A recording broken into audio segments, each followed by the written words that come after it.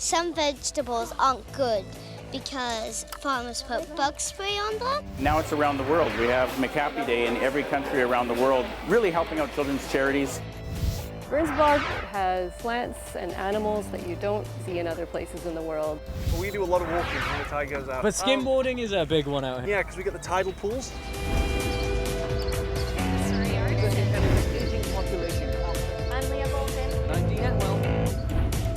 Fraser Focus, a fresh perspective beyond the bridge.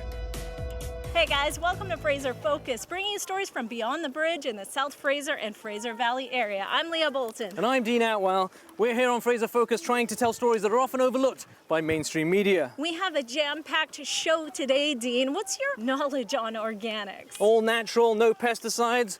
I could learn more though. These kids are definitely learning more today. Experiential learning at a local farm, all about plants, potatoes, there's animals here. What else is there? There is lots of vegetables. We're at Fraser Common Farm, the home of Glorious Organics Co-op. And this is the spring break farm camp that we're hosting together with Lorica Farm. Now what is that? What is that? It's something new. We've hosted summer camps in the past, which is also, there's tons of food harvesting to happen then.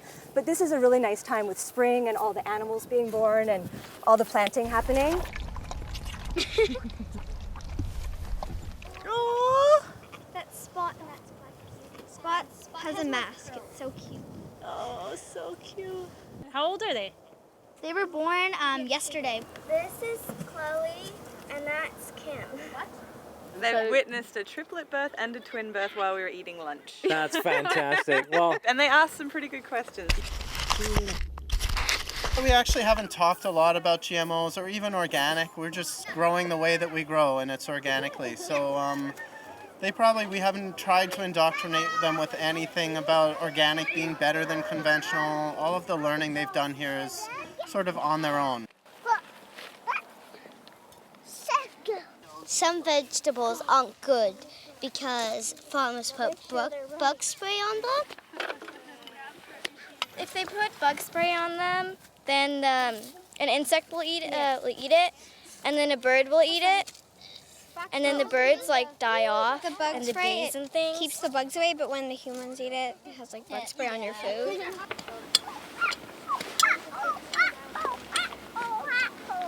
Okay, I'll go see if you have another shovel.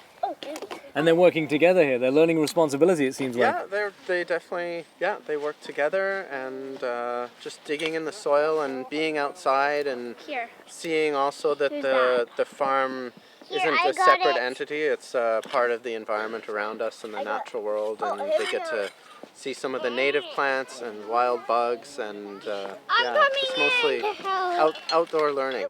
Having fun! Oh yes, okay, number one, we gotta have fun. So, potatoes, there's potatoes here. What are you doing with those things? We planted them. We're planting them. Oh, okay, planted. You have to get the shovel to loosen the soil. Worm, there is a worm right there. It's okay. And the worms help by composting. Yeah. Yep. You know what these are? These are cappuccino peas. I'm 10. You're 10. I'm turning 11 this year. So you're one of the older kids here. Yes. But you think these younger kids, they get it?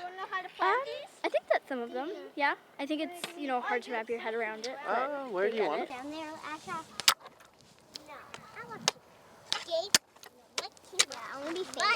Is this fun? Yeah.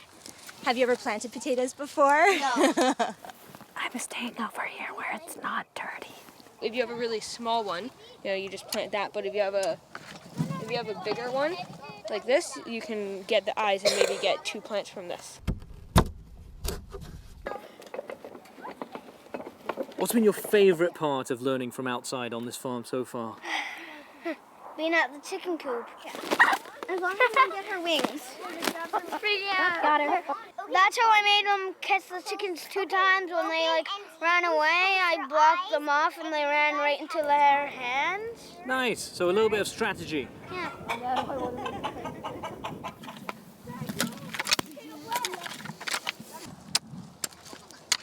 Okay, I give up. been a really raw experience, I think, for them. That's a word. They've really got down in the mud and they've been really interactive with the animals. We've had a lot of conversation about where the food comes from, especially the meat animals that we raise, but also talking about what the animals bring to the farm as well. So really discussing animal agriculture as a sustainable model with the kids. My feet are caught. Uh-oh, what's going on? And my feet are dirty. Oh, what happened to your shoes? I don't care if my pants get yucky. So you can either go back to the garden. It's drier up there. It's drier at the end. Yeah. Okay. Do we have enough potatoes to get to the end? Can I ask you guys, what does muddy feet have to do with organics? You know what? You get muddy feet regardless. Farms and mud just kind of go together. Look now. And some of the dirt was coming in my boots.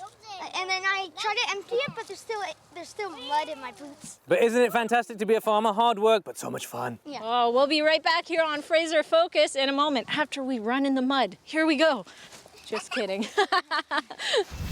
We all celebrate McHappy Day and giving back. There you go. You're welcome. Have a good day.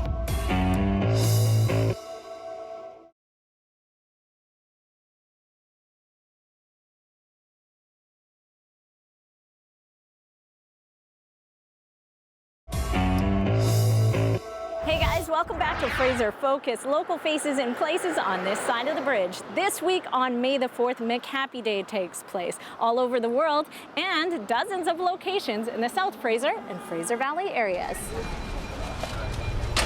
Cream or sugar in your coffee? We've had McHappy Day since 1977. Glad to say I'm here since 1975, so I've been to all of them. And that's for here to go. All right, excellent. So your total comes to $146. How do you take your coffee? 2 milk, please. 2 milk. We started in Canada and now it's around the world. We have McHappy Day in every country around the world, really helping out children's charities, trying to help out kids. That's what we're all about, doing it in our own communities. We've raised $51 million. I've been in the McDonald's system a long time. In the mid-'70s, I thought, let's do something called National Store Day. I went and talked to a lot of different people. I talked to famous athletes. I said, will you come out on a day and help me raise money for charity and get behind the counters and work? And they said, we'd love to. So that's how McHappy Day started. McHappy Day is an event that takes place across Canada to raise funds for Ronald McDonald House charities, as well as to local charities by providing a $1 donation from every Big Mac, every Happy Meal, or every coffee or tea that are sold across the country on that day. So noisy. The most best thing that I love at McDonald's is the Happy Meals, the toys, and everything that I like getting. Oh, cool. So then you really do like McHappy Day, right? Yeah? You enjoy McDonald's? Whoa. Is that a mocha? Hot chocolate. It's a big party. Should come and visit you, right? Yeah, we're gonna have lots of fun. Yeah. Former Canucks here. We're gonna have some of MLAs, all those good people coming to support us through McHappy Day. So this is the location right here. This is where I work. 3.5 years. I don't even remember it. It's like time flies. Did they have McHappy Day when you were working? Yep. Yeah. It was like a party. It was like a party every time. I've worked in the Fraser Valley the last 10 years, and I've really seen a growth in the community involvement with volunteers growing every year. Put it up, some cheese. Ronald McDonald's house is the same, and we also have the Ronald Room in Surrey Memorial Hospital, which is outstanding. But we also do local charities like Challenger Baseball for kids with physical or cognitive disabilities. We support them as well. And each owner-operator in each of their communities does some local fundraising for their local charities.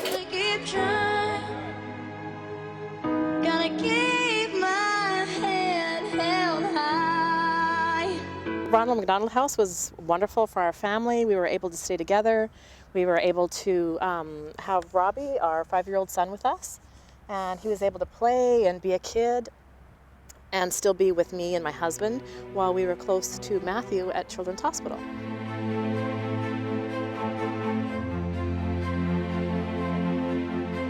To have some chicken McNuggets. You want to have some nuggets? For the kiosk for McHappy Day, is there going to be a special message or anything? Yes, there'll be a message on it, and people will be able to donate right on the kiosk itself. You know who else is coming out? Who else is coming out? The JoyTV team. The JoyTV team. Well, that's going to be awesome. We'll love having you here. We did go to one of your other stores a few years ago. Yeah, yes, you did. You went to my Cloverdale store. Yeah.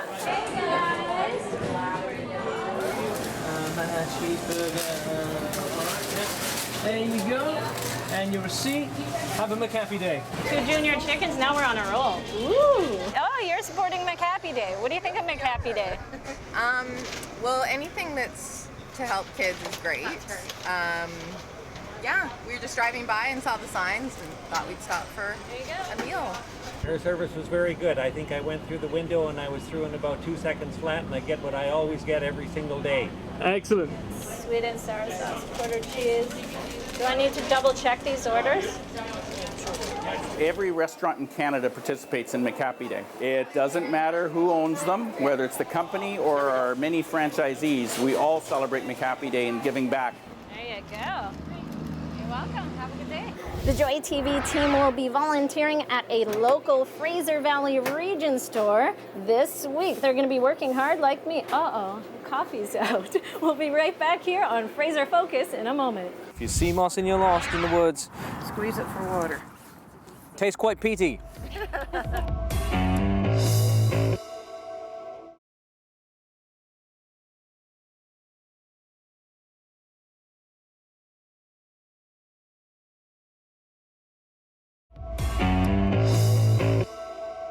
Welcome back to Fraser Focus. Sitting at 3,000 hectares, Burns Bog is one of the largest undeveloped urban landmasses in North America, and we're here to meet the people behind the scenes of this amazing area.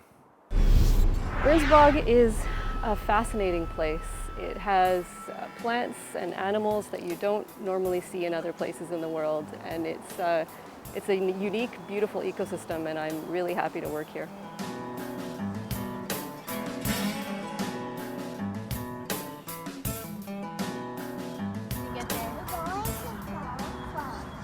From the star here. This way, from this way to this way. It's about 8 times the size of Stanley Park. That's incredible. Yeah. All protected, and the largest of its kind in North America. Not all protected. About 87% of the bog is protected. There are still some private lands. Okay. And isn't there a landfill on the southern end? Yes, the Vancouver landfill. A large portion of the southern bog has been turned into the Vancouver landfill. Here, a lot of the lower mainland's garbage is dumped. It unfortunately takes a while before the land can be restored to its original state. Going in on the boardwalk? Yep. There's about 5 or 6 broken boards in there. Okay, thank you. What was he letting you know? There's just a few broken boards on the boardwalk. The city allows us to do the work. They do pick up the garbage, but we have fundraised for the whole boardwalk. That has been done completely by the society, and the work is completely done by volunteers. So Gary, how often are you out here? 2 or 3 times a week. Normally what we do is repair broken boards, because a lot of the boardwalk is built with just regular wood. It wasn't cedar or treated wood, so they're always breaking or rotting. The boardwalk's like over 10 years old in places. Not only is Burns Bog an unsafe place because of the sinkholes, but the ground in the bog is very sensitive to trampling. So the sphagnum mosses can easily be disturbed. So it's a really good idea to try to keep people from trampling the vegetation, which is why there's a boardwalk in the Delta Nature Reserve. Yeah. Okay, keep going, don't fall anywhere. I've never found cloudberry in this area, but we've just passed the blueberries, and we maybe see some.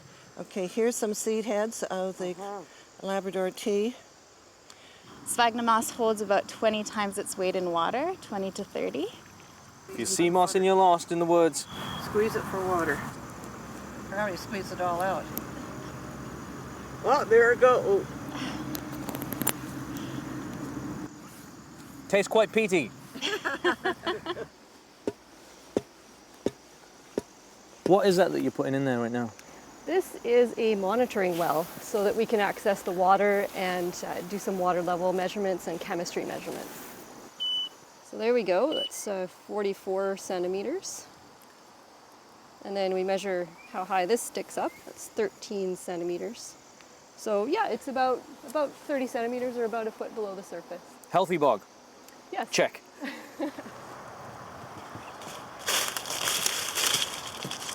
What's really exciting in Burns Bog since it was purchased in 2004 is that there's been a great deal of research going on here, and our understanding of how the bog functions has gotten so much stronger.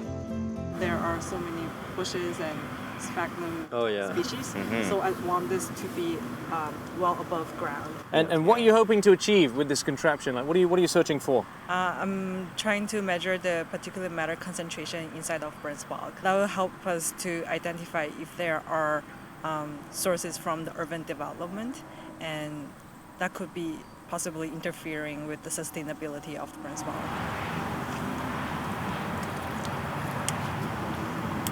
It can sequester lots of carbon dioxide, and it also can emit lots of methane.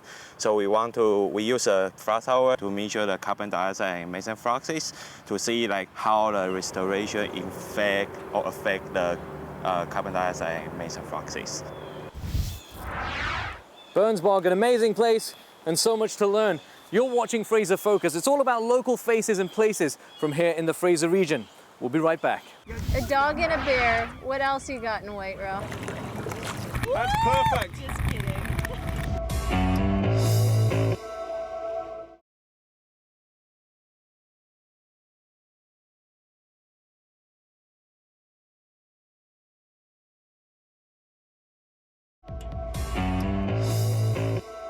Welcome back to Fraser Focus. It's now time to continue on with our 4-part series, taking a look at local sports and recreation in the area. The series concludes in White Rock. Water sports is going to be hopping down at the beach soon with the sun out. Now, if you've never seen a polar bear on a paddleboard, stay tuned. We always have fun. You come out here a lot in the summer as well? Yes, summer, more often in the summer, obviously, but this is when the weather is nice. You have the whole beach to yourself today. Exactly. They like to dig and look for cool rocks. Yeah, there you go.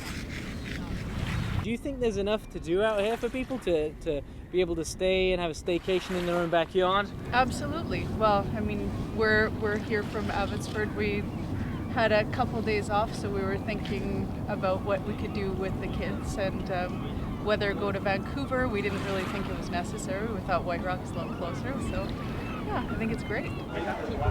Hey, there we go. Here they are. People don't have to, bring all their stuff too. They can rent it. Everything, yeah. We've got, as you can see from skimboards, we've got the kiteboard equipment we don't really rent out. We do lessons for the kiteboarding here. So should we hit the water now? Yeah. Yes. All right. Let's go. Let's head on down.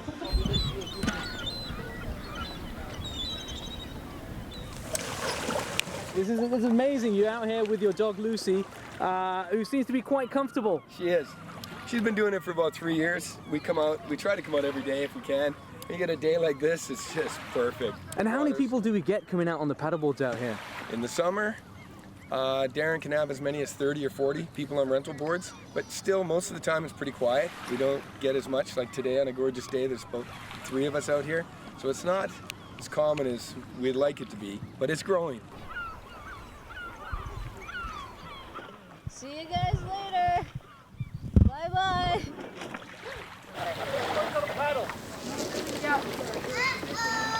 We have one of the best ocean playgrounds in this area.